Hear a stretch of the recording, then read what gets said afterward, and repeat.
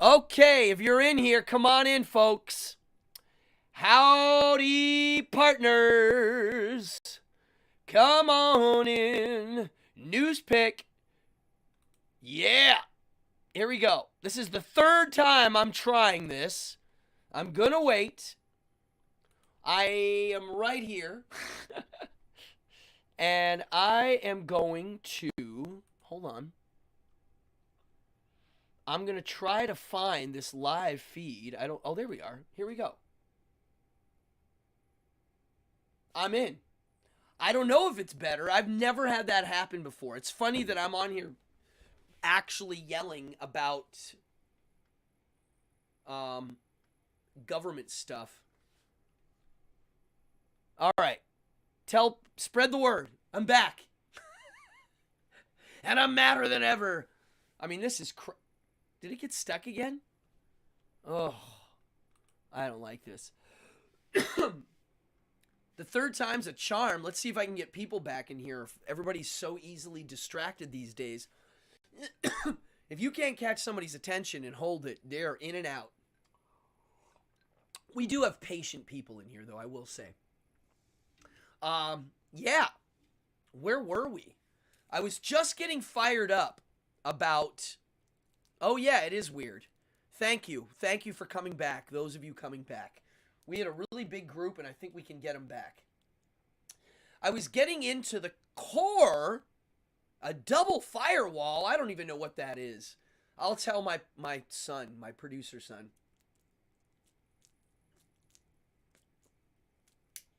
I'm not very tech. If you watch this show, you'll hear me bitching about it. I do have loyal and loyal viewers. Thank you, Eric Carr. It's true. I have a smart group here. I have a group of people in here that's not just smart. You're curious. To me, that's the part of smart that's important. Fallon says, I rerouted my VPN. I thought it was me. It was me for a spell. Ruthless viewers? I'm sure we do. So listen. Where do we stop saying enough of the safety? Let's say you have a little kid, and the cops tell you that your kid has a 10% chance of surviving even more if they put a robot on every corner of your town. Do you want that? So, here's what I think. And this is very important, and if you're from another country, I really want you to chime in here. But the reason why the U.S. has an interesting thing going on is because our laws are based on a different thing than the rest of the world. And what that is, if you have a king, if you have any kind of old royal system, whatever it may be, all of the governance of the world are based, the laws are based on a notion that your leaders are good guys. And I've said that to people, and they go, well, duh. Well, in my opinion, that's dumb, as we all can see. As soon as a leader has some sort of divine say in anything, or whatever it is, the laws are based on them being honest, truthful. And our laws in America, where we got away from a monarchy, a king who, has got divine right, we were like, no, we don't do that. Our laws are going to assume that the government force are a bunch of losers. Or, they suck. We got a lemon in there. They got in. They're a lemon. So our laws are based on that. And to me, safety, surveillance, if you say to a Japanese guy, the cops are not allowed in our houses, their response is, why would you not want that? What are you hiding? You're a terrible person if you're not open, like come on in. Like, if we're going to have a great society, yeah, the cops have to be able to kind of search us when they want. Again, it's stupid because it's based on a law that they are always good guys and never bad. It's the worst law in the world. So, exactly, Fallon. So finally, we had a couple dudes that were smart that were like, yo, we have to make laws that assume the leaders suck and maybe are bloodthirsty or whatever it may be. And so in that, we can't give them too much power, even if it has to do with safety or health. We can't give them the keys to that. And here's why. Because they acknowledge something that hadn't come yet. They acknowledge something. They acknowledged Friedrich Nietzsche's will to power. They saw the early form of it. And that is, everything grows and eventually falls apart. And so, if you're the top dog, the government, the boss, El Jefe, and you have the power to arrest and fight, and you have weapons, and you have the power to surveillance your people, that will expand. In their defense, I would expand too. If I was in charge of the USA and I had to maintain it and keep it safe, and you were like, yo, you want to know a way you can spy on people and make it work? Everybody's going to listen. You're going to be like, I don't want to hear it, but if I don't hear it, that asshole's going to hear it, so I might as well hear it. Yeah, how do I spy on everybody? That's just the way it goes. It's illegal to carry a chicken on top of your head while crossing the Iowa border. Wow. I would love to hear where that law... I believe it's a real law probably, because we have some weird laws like that. They're based on something that makes no sense. But honestly, to me, that's the whole point of our law system. That's why I'm a snob about U.S. law. At least it's based on our leaders sucking. And that's a great assumption to have. And it also assumes that powers grow. So if you have the CIA after World War II, and they realize that the world's very dangerous, there are Nazi scientists that know how to build all sorts of Frankenstein machines and A-bombs and whatnots all over the world, and they're powerful. So what do? We got to spy on them. We got to jack up our surveillance. If I were them, I would say this, wouldn't you? So you have these people that have unlimited funds, unlimited resources, and they're the top dogs. And they're the most powerful agency in the world. And they have the biggest army behind them. You're telling me they're not going to expand too much? How could they not? Where am I wrong here? Please, someone tell me. Shape my mind here. What am I seeing that's not correct? Seriously, I'm being honest. I want to shoot a hole in this. What am I missing here?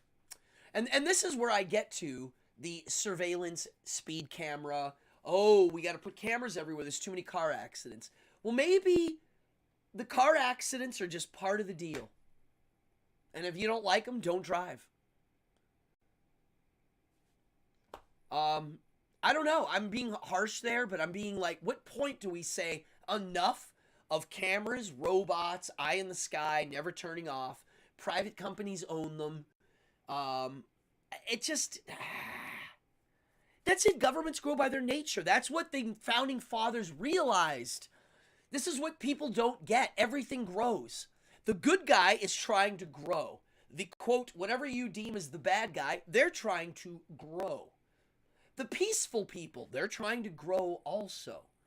Everything's trying to grow. So if you have a government, even if it's good, even if you can right now create the most perfect, awesome government, right? It's got the right guy, the right this, the right matchup. It's not going to stay that way. It can't. It has to grow. To hold status, like, and not move, that doesn't work. That's like being able to stop your surfboard and the water in a wave. It's impossible. The wave's moving. You have to keep moving. Everything's moving. So to hold position, you have to somehow kind of grow a little bit. Why? Because the world around you is pushing in. Somebody else is trying to grow their idea. They might also be peaceful. They have a different version of peaceful. They think it might be a little better than yours. So what I'm getting at is, now this new toll is going to get put on the backbones of mostly working class people, cab drivers, people driving to work, and Del Grosso for the win. Del Grosso meaning, oh, this?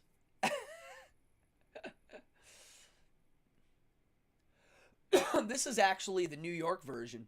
Are you referring to... I'm curious if you're referring to Pennsylvania. Population when it comes to the environment. Yeah. I mean, just... it's an open voyeur fetish based on ingenuity and curiosity. People have to realize everything's trying to grow. And even if you have the most perfect system, it's got to expand. It doesn't really, I don't have an answer, okay? I'm just talking about it a lot, okay? Yes, Del Grosso, of course, it's the park. I was just there. I was there, 4 months ago at one of their spaghetti dinners. Yeah, and so, to me, this is a twofold thing. They're trying to say it's for pollution and traffic. No one likes the traffic. And as pollution goes, I think just this many humans living in one area is already obscene. And I don't know. I just can't. First of all, it's not going to cut down on the cars. So as pollution goes, it might clear out a little area in the middle that's the air's clean, but on the edges, it's going to make it worse because there's going to be more cars. Well,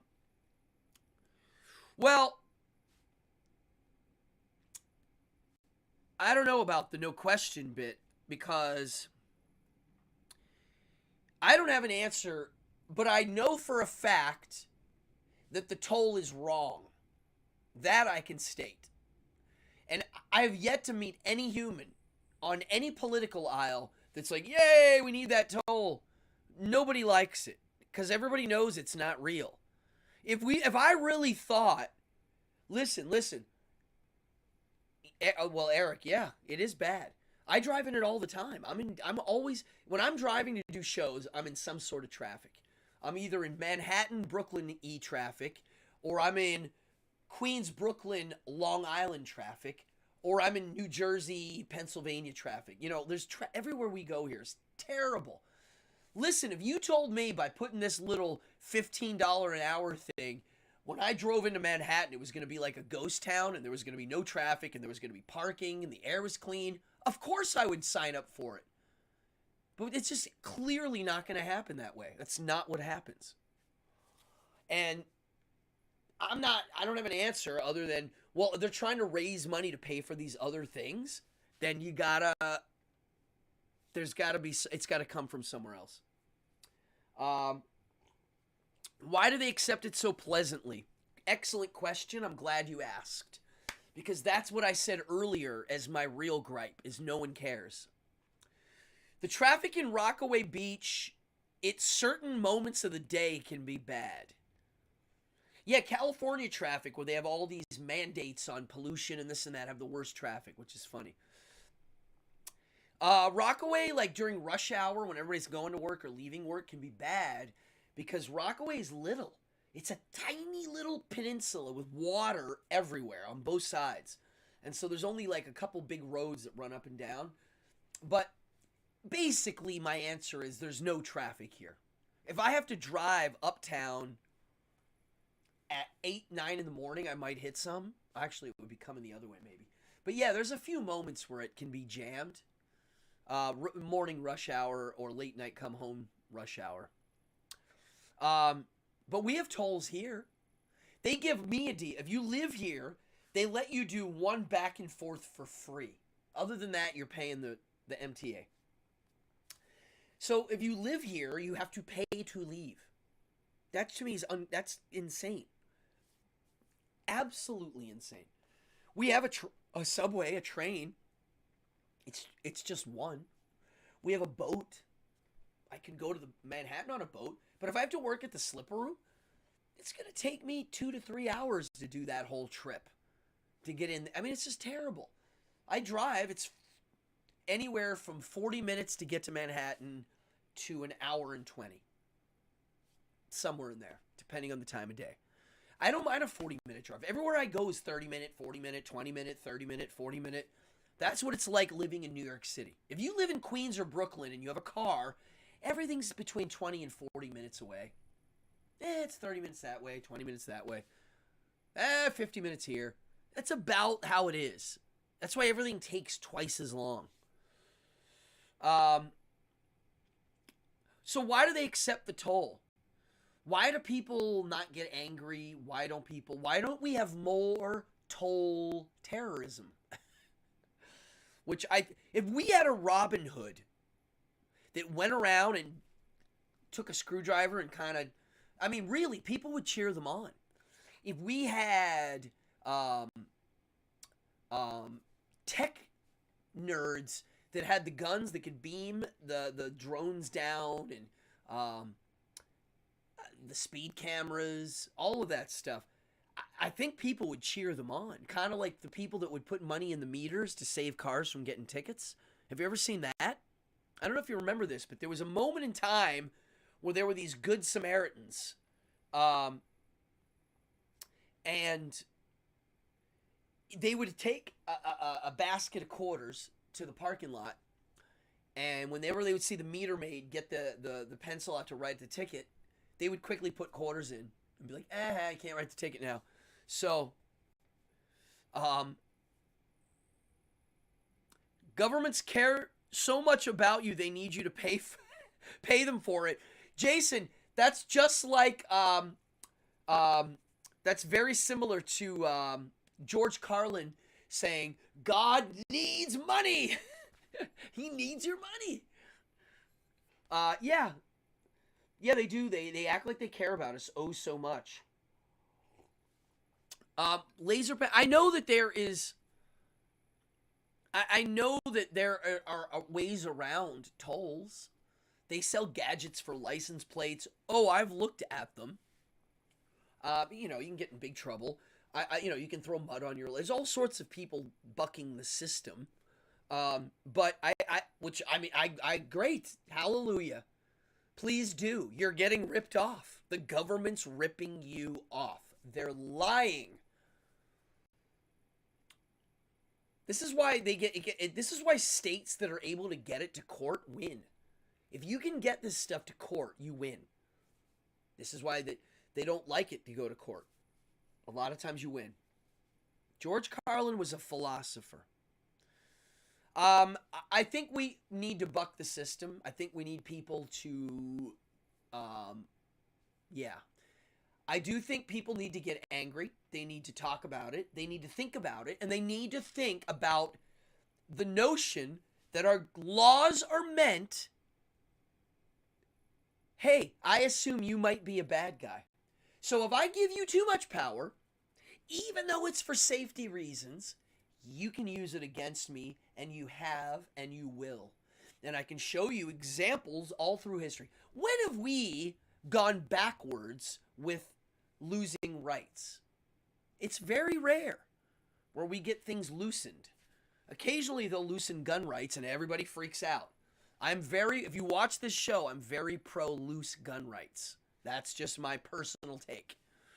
I'll take dangerous over the safe situations. That's me personally. Well,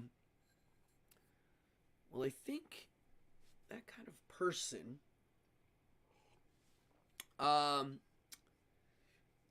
they need a symbol, someone who accuses, who fights back.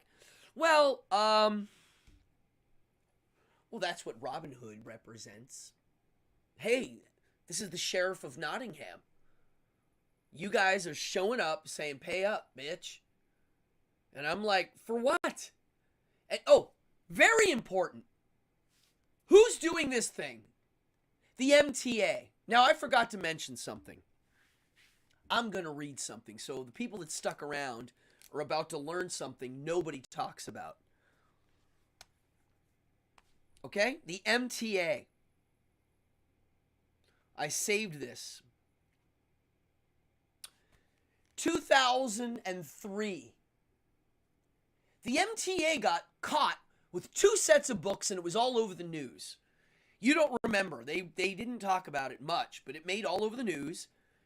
If you Google 2 sets of books, MTA, fraud, you will see a really good NPR essay and story and thing on it. Here's the New York Post, 2003. The MTA tried to hide the real state of its finances from the public by keeping 2 sets of books, sources say yesterday. The city and state comptrollers who have been poring over stacks of MTA financial records for the past 3 months are expected to blow the lid off the MTA's accounting practices today. So they got caught. Now, I remember this very clearly that they didn't get in trouble and they got caught hiding that they were stealing money. Their payback to the people was 1 day of free ridership. And that was that. And then I remember the New York Times writing an article 10 years later saying, hey, remember those 2 sets of books? So this is the agency that's dealing with these tolls and the ones coming up with it. This agency. It's like giving Al Sharpton, it's like letting him be in charge of, I don't know.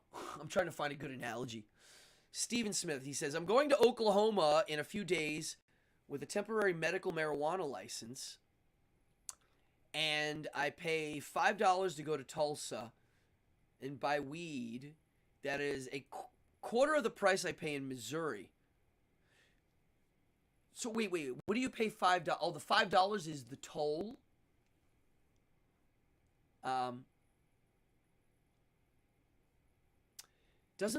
Fallon says, doesn't the MTA have some of the most expensive legal teams? I'm sure they do. They have to pull all of these scams. Paintball gun, yeah. No, I've heard of people doing that. God, I would love to have a Robin Hood or a Batman guy doing that kind of stuff. It's too much now. It's gotten to be out of control.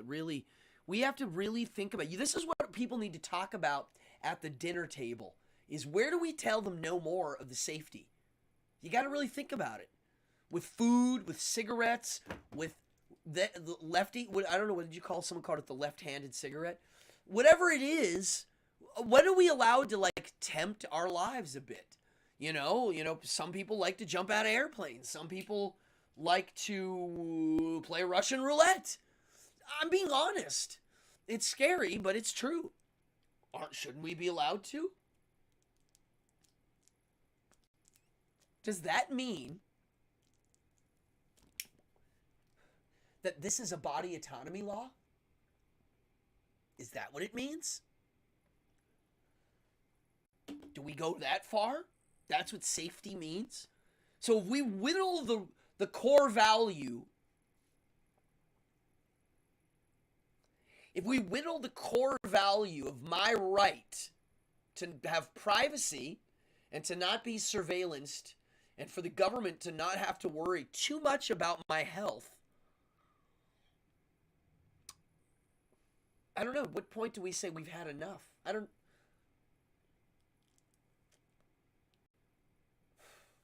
Think about that. Where's the safety?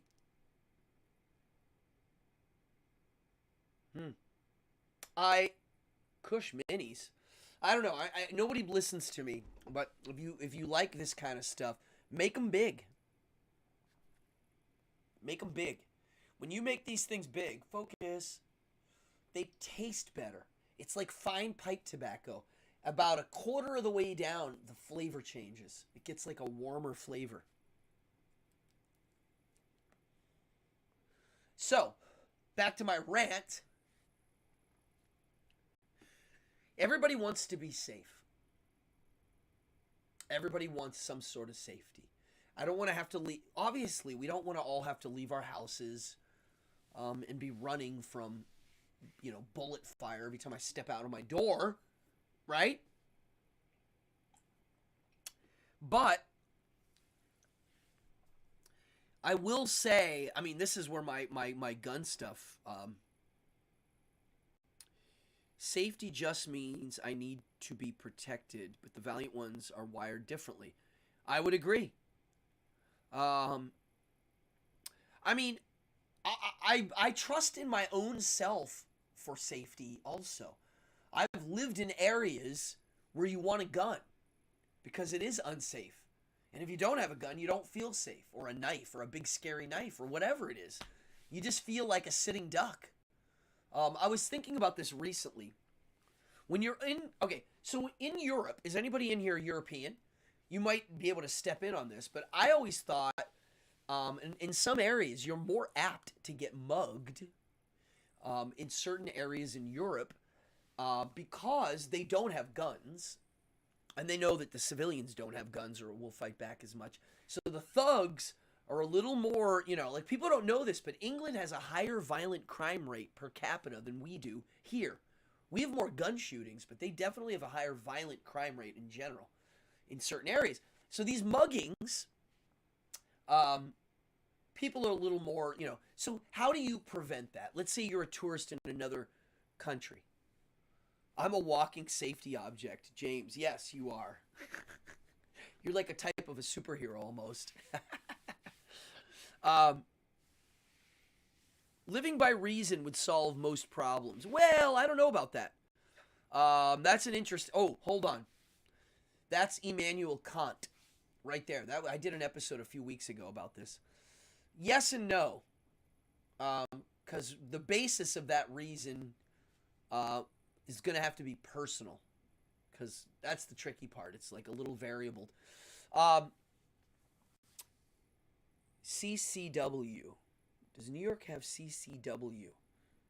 Carry, conceal. Okay, good question.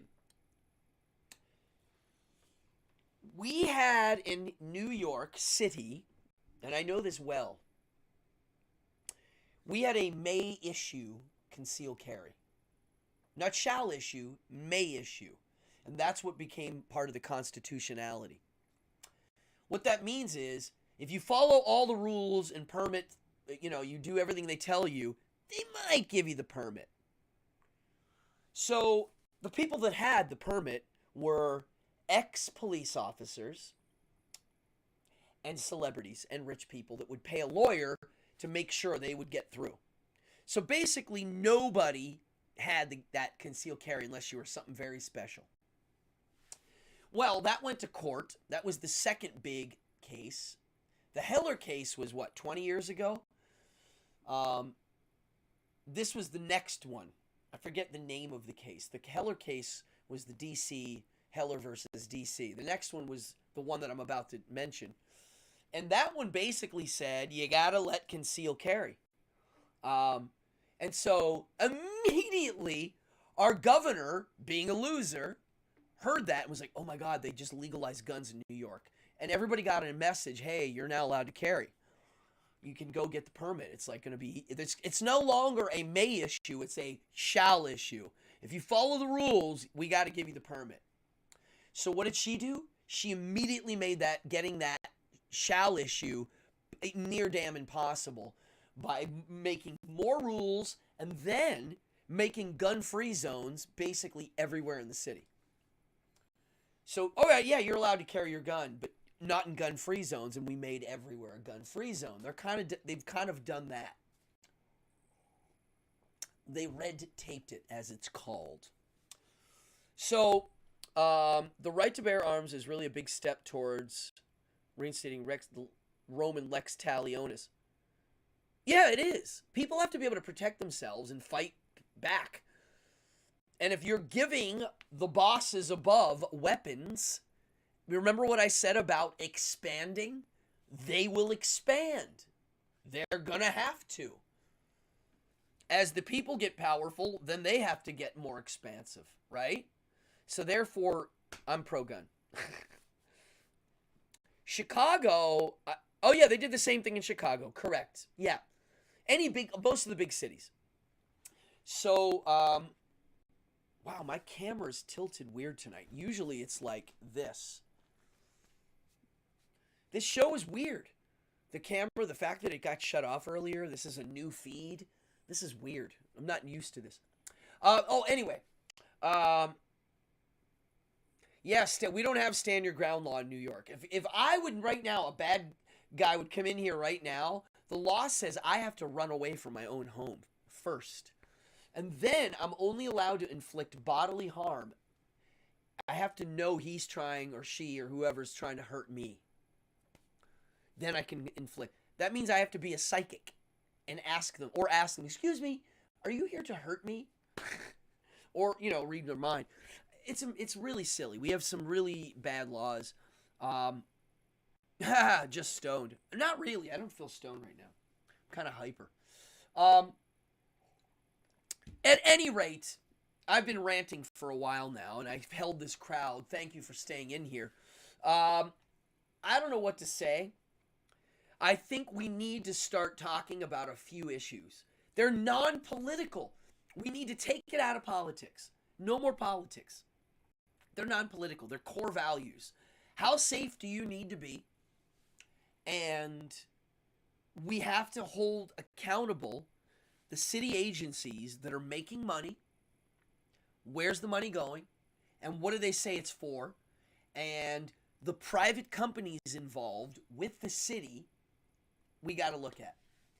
If you're going to use private companies for this stuff and they're getting kickbacks, sorry. I feel like here's some sideshow carny knowledge here. When you're working in a carnival or in a sideshow or any variety hustle show, you're trying to make as much money as possible. Variety artists are usually poor, and so we're always on a hustle, me included. So you can donate if you want. Like that pitch? But at any rate, we're all on a hustle, and we're always trying to ding people. And a ding in the sideshow, I don't know if anybody in here knows what a ding is, but a ding is a little extra ding, a little extra money.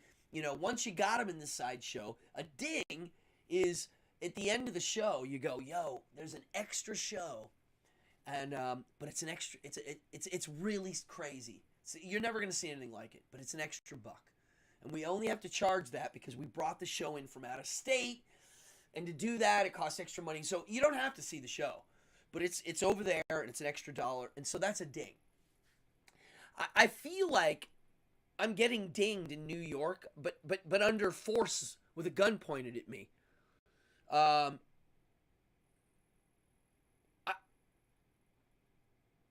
really, yeah. I feel... Yeah, it's absolutely nuts, Jim says, that someone can come in your home and you can't defend yourself and loved ones by law. It's just insane. Who got in trouble for swearing? Nobody sweared, Zalthon. Why is he bitching about somebody swearing? Maybe I swore. Zalthon, you work for me, bro. Was it me that swore? I didn't see any swearing. Here's the values I'm talking about. The apolitical values. These are non-political. I'm sick of it becoming politics. I don't care what team, whose team you're on, or no team. I hope you're on no teams. The values are privacy. And the privacy value, to me, there is logic and reason to that. The logic and reason is, if you give them access to your privacy, they will use it against you eventually. Maybe the good guy won't right now, but the next guy might. And if it's the law, it's going to get used against you. That's one thing. And the other thing that we really need to talk about, and this is where they're collecting data on us now. And they're looking at where we eat dinner, where we shop, where we work. And they know now. In the old days, they didn't really know. When you drove to work, no one was able to tell, like, necessarily where you ate dinner or where your gym was. But now they kind of can get a lot from you, who you're friends with, by all of your medias and social stuff that's linked into GPSs and all sorts of stuff. So when you give that to the government, let alone a private company trying to hustle you to buy junk food or whatever, we're getting into some wacko, dangerous territory. Our laws are built to prevent tyranny. And one of those measures is the privacy stuff. And now that I think about it, the right to protect yourself, that's a body autonomy law. I did a show on body autonomy. I don't know if you watched it. A lot of you did.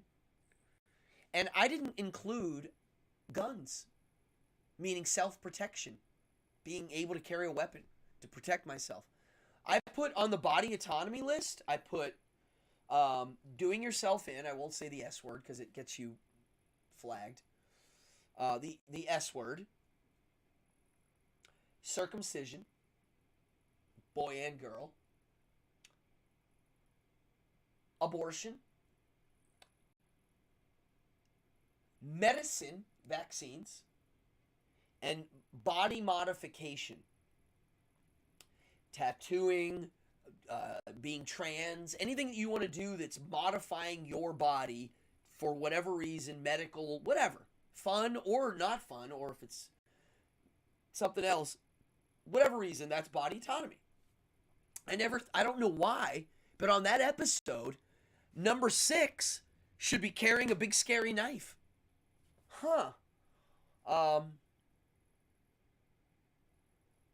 Well, so Camillo brings something very important. And this is an excellent way to end this on a positive. Thank you very much for bringing this up. Here's what Camillo says. If I could just be clever enough to access that data and use it to my advantage. That's what a lot of us do. I mean, meaning that's how we live, is we accept that some of these things we're not going to be able to control. As the powers that be get powerful, and as these computers get more powerful, we're kind of, as they say, shit out of luck.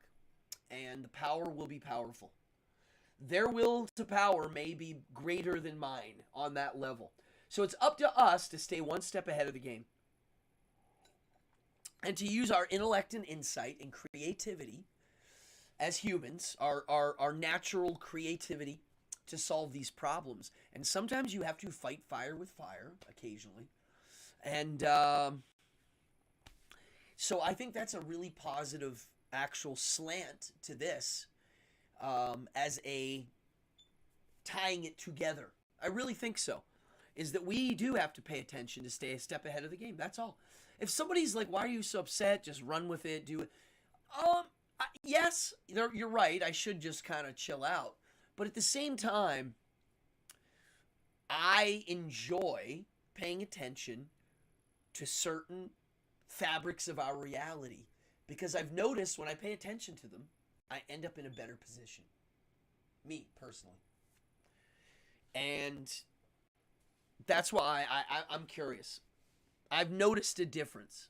My curiosity has put me in positions where I got to observe more than I ever could have imagined. So, that's why I pay attention. I'm not trying to save the world. I don't really believe in oughts. Ought meaning O-U-G-H-T, like things ought to be this way. I don't believe in oughts. Things ought to be this way. You will not rarely hear me say it. And if I do, I usually mean it ought to be that way for me, if I am saying it. Because I acknowledge that my way isn't the highway.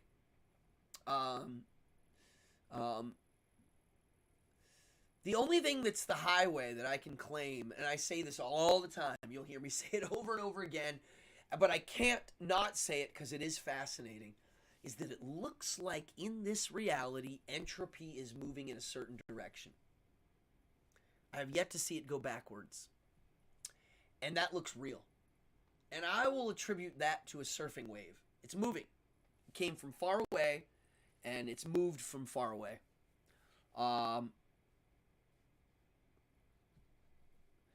If I'm surfing in the water and the wave came, it came from thousands of miles away, and I'm catching it at the very end. It's about ready to hit the beach. It's got a few seconds left, and I'm going to partake in its power. I'm going to get to ride that wave. It's not riding me, I'm riding it, okay? To me, that's kind of what entropy is. It's this force of reality that's moving in a direction. It's me aging. It's my cells being born and growing and dying. It's a certain direction. And, yeah, it seems like we are some sort of data collecting particle, humans I'm referring to, that get to realize what's going on a little bit for a little second. And that's it. That's what it looks like to me. And I'm not saying anything's good or bad in that equation. I will say it's good, a good. I will give it a good. Me. Thank you, Camille. But yeah, honestly, I will give that a good just because I have this a chance to experience it. How could that not be a good? I'm a particle realizing I'm a particle. In that simplicity, the only thing I can see is it's moving in a certain direction. It's like moving in a direction. And will to power is part of that fabric. That's what it looks like. And other than that, I'm just trying to observe it and like I said, position myself. And that's why I get fired up over certain things and other things I could care less about. The things I'm getting fired up about, I will say generally I enjoy. That's why I'm fired up. It's fun. If it's not fun, I'm not going to be, I'm going the other way. And if I don't think it's possible to move things, like I actually think there's enough momentum behind the lawsuits that this might get canned, which would be awesome. It would prove that boycotts can work. Now, I don't know how we would boycott. Oh, this is the last note. Before I go, let's say it goes through and they do put these cameras up and everybody's hating them. How can we boycott them? I'm not going to go to the city as much. That's true. I'm going to raise my rates if I have to work there. But how do you boycott that? I don't know. Let's think about it. Wow. I'm talked out. I've been talking for an hour and 34 minutes. And I had to deal with my stupid computer. Oh. All right. Well, I'm shocked that I was able to get people to come back in. I am flattered that I have a crowd that is willing to follow me here and listen. Zalthon, thank you. And yeah, thank you. Talk about it. It's coming to your city. If it comes through here and it looks like it gets through and no one cares, you're getting it in LA, you're going to get it in Philly. All your inner cities are going to get some sort of weird... You have a... I can't see. SSD? What is that? You have to tell me what that is. I am a little dumb when it comes to modern, slangs and shortened things. I'm also dumb with computers. Not my thing. I'm pretty bad. You got to tell me. I'll wait. I had a good time tonight. Thank you very much. Solid state drive. You mean my hard drive for my computer? Yes, maybe. Maybe. I'm not sure. What's the other version of that? Okay, here you go. Colorado getting pretty bad too with cameras and sending tickets to the wrong people in the mail.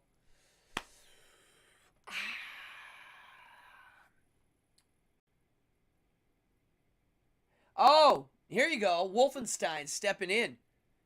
He got an HDD, should definitely get an SSD. Thank you, Wolfenstein. There's gunshot detection in... Oh, wow. They can pinpoint its... Okay, let's quick... Oh, see, now the show goes on. So, okay, that sounds really good in print. Like, yay! You know, that... All right, they're going to be able to catch some assholes. But then they're going to use it against people, too, maybe. Okay, you know, I don't know. I haven't thought about that. That's new. That's like... I don't know if you know this. iPhone scans for kiddie porn. When I heard this, I remember scrolling a news article and being like, oh, wow. My original reaction was, well, that's good. Like, right? Like, they need to get rid of that. And then I thought about it, and I was like,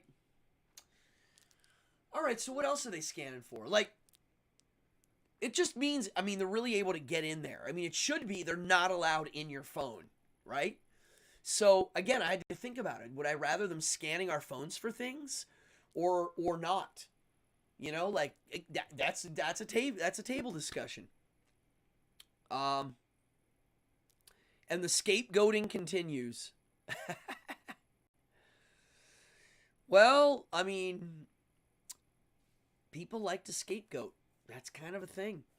I was writing an essay today on Instagram about the scapegoat thing. Well, that's what I'm saying about the iPhone. Once you give them the key to get in, you're telling me they're not going to look around? The people that made your phone? I mean, of course they are. If I were them, I would. Wouldn't you? What if then the government goes, hey, there's a terrorist out there. We need to find them. We really need you to crack in. All you need to do is bribe them a bit, and they're going to do it. So this is what I'm saying. This is why we got to talk about it. Exactly. Jim says, crime is still increasing at a rate they can't respond, so what's the point? Right, and they spent all this money on sound technology. And you know, the guy that made the machine for picking up the sound is probably a friend of the governor. This is what you got to look at. Everything's connected. These people are all making money. Their friends are making money. And then when they create an industry, you don't want to touch it because now you're killing jobs. It's bad.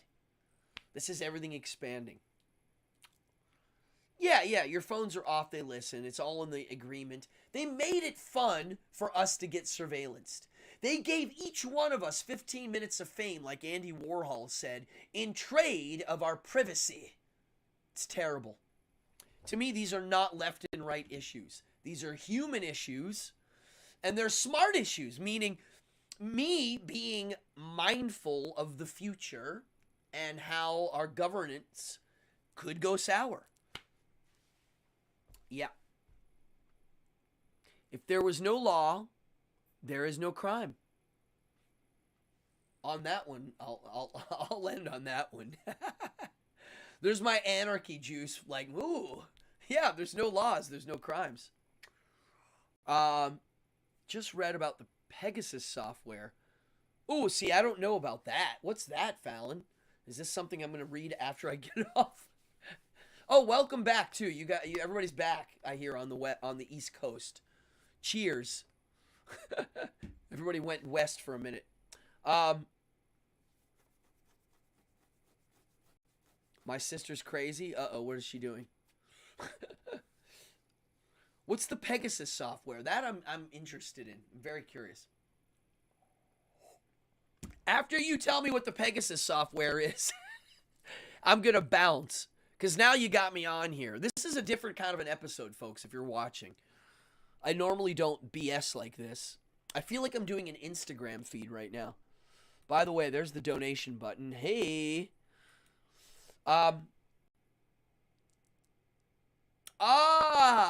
Pegasus covertly can track you via your phone. Is that something Snowden brought out? Is that one of the Snowden reveals? I'm curious. Look, I know we as a government have to be dirty to stay ahead of the game. I know you're not, Yvette. I know that we have to be bad guys. I'm not a moralist, believe me. I get it, but there is got to be a few like, hey, can't go there. Wow, okay. Yeah, that's just how I see it.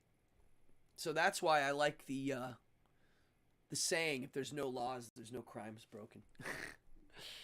Wow, what a great episode. This was fun. I wish it was in one episode. I hate that this is technically part 3. Part 2 only lasted for a second. Folks, check out my Wacky Mart. There's a link below. There's new stuff up there, and I actually have on there a Cardone experience. I'll do a TV commercial for it right now. I can't really talk about much of what these are, but you'll know what I'm talking about. It's a package deal. It's a box with a rock in it and a bottle of dirt. And if you buy this, not only will this get shipped with insurance, you get an hour Zoom, or an hour and a half actually, a Zoom private storytelling of the story behind that rock. It's quite fun. And that's an experience. There's only one of them on my Wacky Mart. Go check it out. Anyway, yes, peace out, brother. Yeah, I had a great time. You guys got me fired up. And there's some good questions in here. Everybody threw some nice stuff. Am I crazy? Am I crazy thinking people need to, like, pay attention to privacy issues? This is something new. I mean, is this new? What? Really? We got to talk about it. All right, people. I'm going to take us out with my favorite odorous rant about the Grammys, because I'm sick of hearing about the Grammys, and then I'll put on our show, my outro. So stick around and watch Odorous Rant. Odorous, Dave Brocky, I miss you. There's Crazy Good. What's that? Here we go. Party on, Wayne. Oh, it was an absurd disaster. It was a debacle. They nominated us for a Grammy, and then they didn't even want us to come to the damn party. We showed up anyway. Hung around until Michael Jackson was done, and then beat it before Billy Ray Cyrus hit the stage. I mean, I could go on and on. We were posing for some stupid photograph with Michael Green, the president of NARIS at the time, and the LA Times had asked me, they said, Odorous, what do you think about being nominated for a Grammy? And I replied, quite honestly, it means nothing to me. It is a meaningless accolade bestowed upon Guar by a retarded child. Now, apparently that didn't go over very well with the showbiz community, whom I live to destroy. Now, let me tell you something. Those fucking celebrities giving each other awards is the last thing they need. Heaping gift bags with $50,000 watches inside of them, the privileged elites of your society, heaping prizes and praises and meaningless awards. What about an award for that girl who's working 60 hours a week so she can feed her 2 kids because her husband is overseas fighting your freaking war so you guys can have your gas-guzzling fucking... Sorry, I get a little worked up about that shit. And then Dave Grohl gets up there on the Grammys. He's like, hey, I'm Dave Grohl. Oh, God, please let me suck some more corporate cocks. I get some more cocks in my mouth. I'm like, oh, quick, let's get some more cocks on stage for Dave Grohl to suck. He's not sucking enough. We think he can suck some more. Get Billy Joe from Green Day over here. Let him suck some cocks, too. They're like, okay, bring him in, guys, bring him in. Still, there wasn't enough cocks for Dave Grohl to suck. Do you know that Dave Grohl had his teeth removed so he could fit more cocks in his mouth? No. Oh.